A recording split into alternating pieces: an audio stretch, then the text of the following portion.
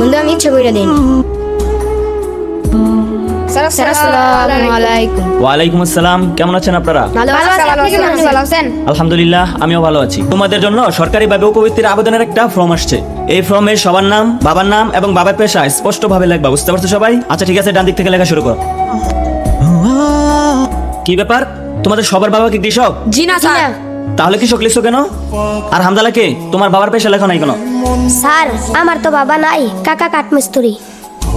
আর আমি যদি কৃষক লিখি তাইলে তো মিথ্যা হয়ে যাবে। হ্যাঁ, তুমি সুন্দর কথা বলছো। তোমরা সবাই হামদালার কাছ থেকে শিক্ষা নাও। সেও চাইলে মিথ্যা লিখতে পারতো, কিন্তু লিখে নাই। সামান্য কিছু উপবৃত্তির টাকার জন্য তোমরা তোমাদের বাবার পরিচয় লুকাইছো। এটা কি ঠিক হয়েছে?